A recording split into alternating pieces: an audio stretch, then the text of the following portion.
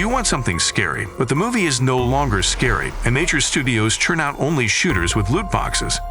Welcome to the top horror from independent teams. Join this channel to get access to perks and help us get better. Outlast. This atmospheric horror acquaints us with the peculiarities of the difficult work of investigative journalist Miles Asher, who decided to check the data received from an anonymous informant and went to a psychiatric hospital in search of evidence. Miles was shocked by what he saw on the spot. The hospital is filled with corpses and mutilated patients who roam the corridors without any control. All escape routes are cut off, and now Miles has to find a way to leave the deadly hospital. The only assistant is a faithful video camera that has a night vision mode, but finding batteries for it is not so easy. Terror Brain Night Out is a single-player first-person action adventure, psychological horror PC game with a little bit of shooting at the end. Ever heard of drink spiking? This is what Sarah Mitchell, a Colorado State University student, experienced after a fight with her boyfriend when she decided to go to the local bar, the Thin Hunter, to have a drink to cool down. The scene grows dark, and she faints while in the bathroom and wakes up bound to a bed in a room unknown to her. Can you help her escape the ordeal with her life? Will you be able to discover all the dark secrets of this house? Amnesia, The Dark Descent. This game deservedly received the status of a cult. Amnesia, let's skip the subtitle, if you please, that's just the official name, introduced the fractious gaming community to a relatively new kind of fear for them, the fear of helplessness. The main character solves the mysteries of a huge castle, through the corridors of which terrible creatures roam, and they cannot be killed. No way, generally. You can only run and hide. But here's the problem. Some run as fast as the character, while others even faster. It is in Amnesia that one can experience the unfeigned panic of persecution. When an ominous figure is shown in the field of view, the music changes to disturbing, and the picture is blurred, imitating the inflamed consciousness of the hero. You frantically remember where you can run and hide, and out of habit you try to look at the minimap, but there is none. By the way, the concept of a clouded consciousness is not new in itself, but in other games the character remained combat-ready, despite the distorted picture of reality. Amnesia, on the other hand, does not give a single chance to resist the monsters, even in a unique situation, even in a cutscene or, God forgive me, QTE. The design of monsters, by the way, is a separate topic. They are really nightmarish, but this is a topic for another top. Darkwood.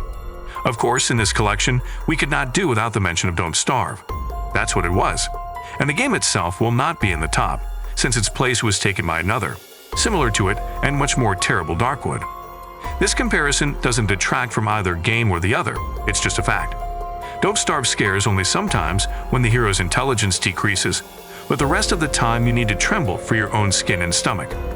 Darkwood shifts the distribution in favor of horror. Cold and hunger will not particularly bother, but ghosts and monsters lurking in the darkness are a must.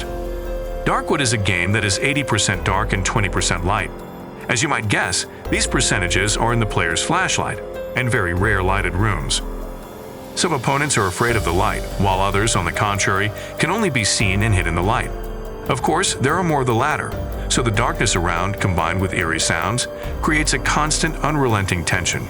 The weapons are weak and hard to hit. The world is vast. It is not easy and scary to explore. Monsters are strong. Health flies away just unnoticed. But all this together creates one big good impression. Downfall. What do we have here? A representative of two retro technologies at once, hand-drawn animation and point-and-click quest. The only one on this list, of course, and also one of the few that was developed by one person, not a studio. The first version of Downfall was rather crudely put together for this reason, but it only added charm to the game's dirty, nasty, nauseating world. This is exactly how it was conceived, so in the re-release the atmosphere has not gone anywhere. Only the graphics have been improved, sound has been added, and the plot has been supplemented. In this top, Downfall most deserves to be called a psychological horror. Of course, there is also layers of fear, but there the plot revolves around one crazy person, and in Downfall there are a whole galaxy of them. There are no unequivocal protagonists and antagonists in it. The main character cannot understand himself and confess his sins, and the force opposing him is not evil at all, but the embodiment of everything rotten that can be in the human soul. Penumbra. The big sister of Amnesia, Penumbra is more like Silent Hill than Amnesia itself. Limited visibility, a feeling of loneliness, strange phenomena. The main character can both come into conflict with monsters with the help of weapons and improvised means, and try to avoid the conflict. This is not yet a chilling game of hide and seek with unkillable creatures, but still a rather dangerous and difficult world to navigate. It would seem that Penumbra should be placed above Amnesia in seniority, but according to others, and not only in seniority. Of course, Penumbra can be attributed to a modern classic, but still, it was in Amnesia that the developers brought the ideas hidden in this game to perfection. It's all about the gameplay here. Plot Penumbra is about something else. We are dealing with a typical Lovecraftian story about plunging into some dark abysses, but the main character is not at all Lovecraftian. He does not go crazy. He is determined and skillful in handling objects. He runs well. Finally, no one erases his memory, and is not even going to erase it. It is curious that 3 years have passed between the release of Penumbra and Amnesia, and 5 years between Amnesia and Soma, but the first two games differ significantly from each other, and the second two practically do not. Apparently, the developers decided that Amnesia was the peak of their creative activity, and released an identical project, instead of developing ideas further. Or not to offend them, they are simply getting ready to create something completely new. That would be even better. Soma, the younger sister of Amnesia, could not deliver the same impressions to the players, but a radical change in setting, a thoughtful plot, and eternal questions of being did their job. It seems that the developers did not try to make Soma futuristic Amnesia, but many players and even critics had precisely such expectations, and therefore they were disappointed. Of course, Soma is difficult to perceive separately from Amnesia. One developer, one main gameplay principle, the character is helpless. One plot, the character lost his memory. But despite this, it is still worth considering separately. Amnesia almost did not make you think, but it made you afraid. Soma is exactly the opposite. The monsters in it are really not that impressive, although their sound design is cool, and they are only needed for the entourage, well, so that the players do not relax. Otherwise, this game is about the integrity and uniqueness of consciousness and personality. Sounds like a philosophical treatise. Well, play it yourself and make sure that the situation in which the main character of Soma finds himself at the end will be even scarier than the denouement of Amnesia. Knock knock. And here is the development of our compatriots, the Ice Pick Lodge Studio, the authors of the legendary Mora, Utopias, and Turgor. Knock Knock is a much smaller game, as it takes place in a single, albeit very unusual house. So you can't immediately tell who to expect more surprises from the inhabitant of the house you play for, or from the guests who roam the house and threaten the owner's health. Exploring and hiding, you will gradually learn the history of what is happening, but not its essence. No one guarantees that at the end of the game you will have more answers than questions. As in some other horror games in this collection, the light is crucial in Knock Knock. Objects in a room of the house can only be interacted with in the light, but at night it will certainly attract the attention of guests, so you don't really look at them. Well, or consider the cost of defeat. In general, the main frightening factor in the game is the sound, which creates serious tension. Apparently, that's why the name of the game made onomatopoeia. Fran is a psychedelic horror game about a 10-year-old girl who finds herself in a children's psychiatric hospital against her will. Local treatments break the psyche of the heroine, and as a result, she begins to see terrible things. Will she be able to escape from this place and get to the house? That's for you to find out.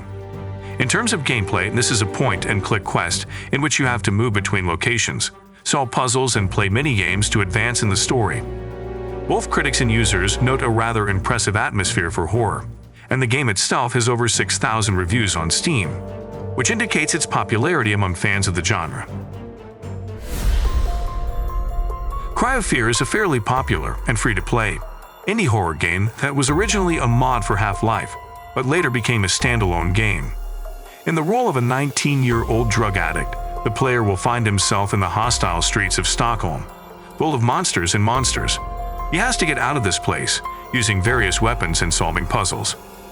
Cry of Fear features a creepy atmosphere, an intriguing storyline, and gameplay familiar to Half-Life fans. Also, most of the gameplay takes place in 2 dark locations, and therefore the player often learns about the monsters that lurk in the darkness at the very last moment. Pacify takes you to a spooky house that is rumored to be haunted by the ghost of a girl. It didn't lie, it really lives, but it's no longer possible to turn around and leave. You will have to calm down the ghost without getting caught in his eyes. This is a short, but extremely atmospheric horror, the highlight of which is a cooperative passage. You can build a brick factory in the company of 3 friends, and playing together is both more fun and scarier at the same time. Bigfoot. Bigfoot is a mythical creature that looks like a hybrid of a man and a huge ape. Whether this myth has real roots and you can check it alone or with friends in the horror Bigfoot, having equipped an entire expedition to the forests of wild reserves. However, if the meeting with the creature really takes place, then it can end extremely badly. This is another great game in our selection that combines elements of horror with a survival simulation. Bigfoot must be hunted down using various hunting tools, as well as defended from other dangerous animals. We recommend that you go in cooperative mode. With friends, it is much more interesting. Maid of Sker is a first-person survival horror game based on horror stories from British folklore. The player finds himself in 1898 on the territory of the hotel, whose owners are obsessed with torture, piracy, and slavery. In the role of a helpless person, the gamer will try to survive, and all that is needed for this is in no case to catch the eye of the local inhabitants. The plot is based on the story of Elizabeth Williams, and sound plays an important role in the gameplay. Slender, The Arrival. The internet horror story about Slender appeared in 2009 and gained such wide popularity that it formed the basis of films and games. In Slender: The Arrival, the player will try to find the girlfriend of the main character, who disappeared without a trace, running away into the forest after meeting Slender. Armed with a camera and a flashlight, the gamer will go to explore abandoned areas. The game may seem like an ordinary action game, but the monster is close and constantly watching, and the depressing atmosphere does not allow you to relax. The feeling of fear and the unknown is what catches Slender: The Arrival. The game Lorelai is the final part of the story that was described in Devil Came Through Here, and it is dedicated to the girl Lorelai. Or rather, her life after death. Having died unhappy, she is trying to regain everything that she had. However, in the afterlife, it is not so easy to get what you want. The action constantly switches between the past and the future, and the user himself is unlikely to understand what is happening in reality and what is happening in a dream. This is a rather atmospheric adventure horror that skillfully pumps up even without screamers. In Intruders, Hide and Seek, you will learn the story of a boy, Ben Richter, who, on vacation in a country house, witnesses the penetration of criminals into his home. Relatives are taken hostage, and all that a defenseless hero can do is hide. The game has a virtual reality mode. Pretty creepy thriller, and partly because the story takes place in real life as well. Avoiding uninvited guests, the player will try to save the boy's family by exploring the house and solving simple puzzles. To be continued. If your favorite game is not included in this list, write in the comments. Thanks for watching. Join this channel to get access to perks. Subscribe, watch our other videos, press thumbs up, turn on notifications, and you will always be aware of what to play today.